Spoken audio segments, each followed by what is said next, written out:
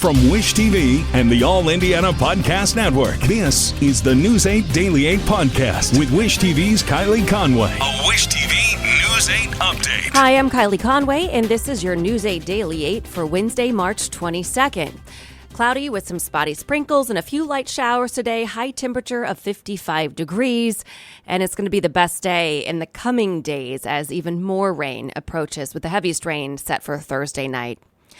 A crash leaves 2 people severely injured in breaking news we followed this morning. It even prompted a search to make sure a child wasn't hurt, too. It happened just before 2 this morning on Thompson Road, just west of I-74. Investigators say a speeding car went off the road, flipped, and hit a tree.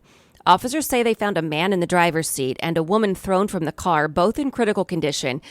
Police say there was a car seat in the back, so they searched the wreckage and the area around it to make sure there was no child in the crash. They say heat-sensing technology showed no sign of anyone nearby. Police haven't released the victims' names.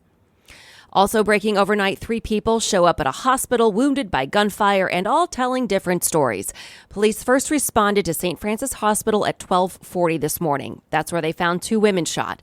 Officers quickly learned the shooting happened in an apartment complex on Sandra Lane near Garfield Park.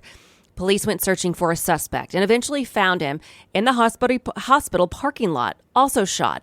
We know the suspect is a man. He's recovering in the hospital. The 2 women are stable at last check. Police believe it was a domestic situation of some kind, and all parties are giving different stories. IMPD believes there could be witnesses that saw something or heard something. If you did, call IMPD. Police in Eaton are asking people not to make accusations or false statements about the search for a missing teenage boy. Police say the rumors began flying when Scotty Morris was reported missing Friday, and police want that rumor mill to stop. They made that plea on social media yesterday. Yesterday also marked the first day with no organized public search teams. Police say the Department of Natural Resources is helping with boats, sonar, drones, and potentially dive equipment. More search dogs are also helping. If you know anything about where Scotty Morris may be, contact Eaton Police at 765-396-3297. Today, a candidate for mayor of Indianapolis releases her public safety plan. Her campaign says Robin Shackelford's strategy focuses on rebuilding IMPD, restoring trust and accountability, and protecting families from violent crime. She's set to reveal more details about the plan at 2 o'clock this afternoon at Dewberry Park. Shackelford is a state representative and one of 4 Democrats trying to unseat current Mayor Joe Hogsett. 4 Republicans have also filed. The primary election is May 2nd. State lawmakers are moving forward with a bill to ban gender transition care for minors. The House Public Health Committee approved the legislation yesterday. The measure would prohibit hormone therapy, puberty blockers, or gender transition for anyone under 18. The bill now heads to the full House. If the House passes it without changing it, it would head to Governor Holcomb's desk next.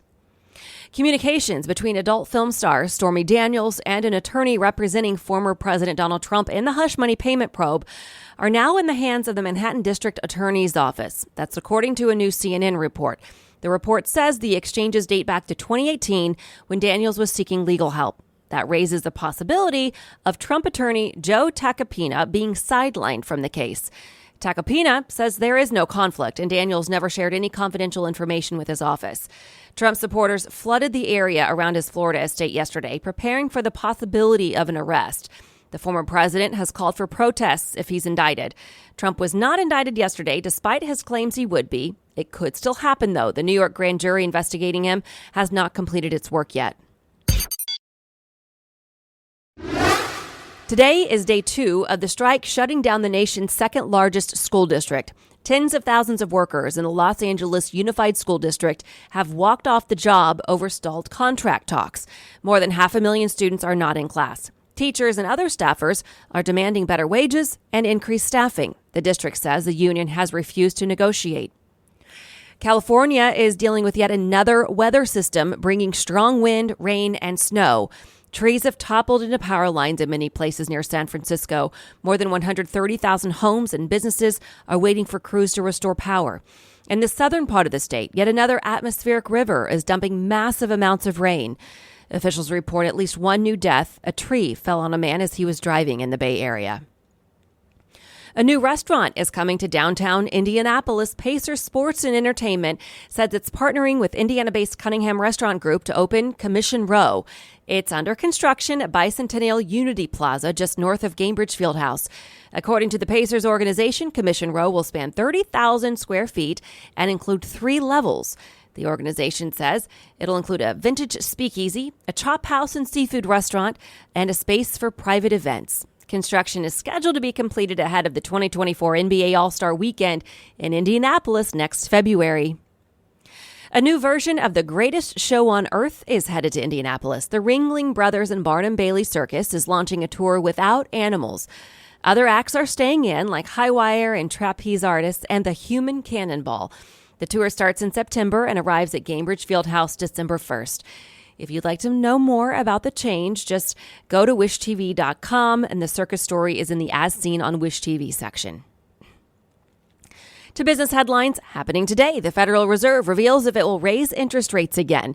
As part of an effort to slow inflation, the Fed has raised its key lending rate 8 times since last March. They went up a quarter point February 1st, and many expect an identical bump today.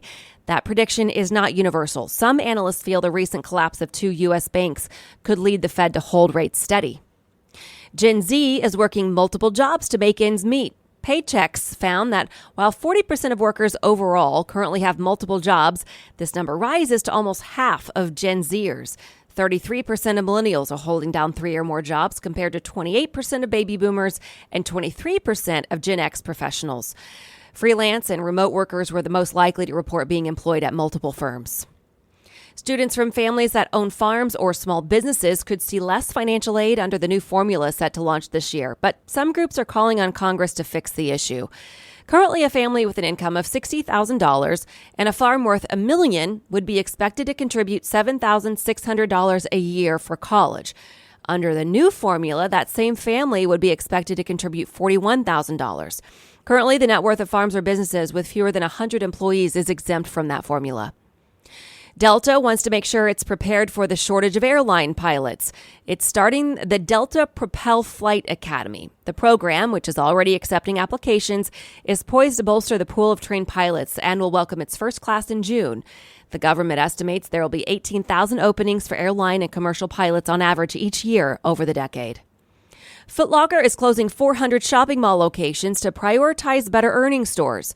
The company's new Lace Up business plan was revealed this week. The plan included opening freestanding shops targeting niche consumers such as sneakerheads, children, and higher-income shoppers. Netflix will add 40 more games to its platform in 2023 and is working with partners to produce 30 more.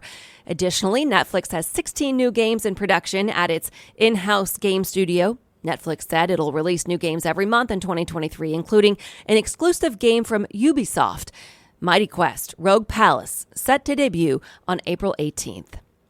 TikTok is updating its rules amid increasing pressure over security concerns. The social media company rolled out the new rules yesterday. Some of the more significant changes include new restrictions on synthetic media created by artificial intelligence, or deepfakes. TikTok says all deepfakes that show realistic scenes must be labeled. It says deepfakes of private figures and young people are also not allowed. The changes come as TikTok's CEO prepares to face Congress tomorrow. This has been your News 8 Daily 8 for Wish TV. I'm Kylie Conway, online at wishtv.com, and follow us on Facebook when you search Wish TV. This is the News 8 Daily 8 podcast with Wish TV's Kylie Conway. A Wish TV News 8 update on demand for even more on demand and on the go. Connect with Wish TV on Facebook at wishtv.com and on the free Wish TV mobile app. Thank you for listening, and be sure to like, subscribe, and follow this podcast for updates every weekday morning on the All Indiana Podcast Network and wherever you get your podcast.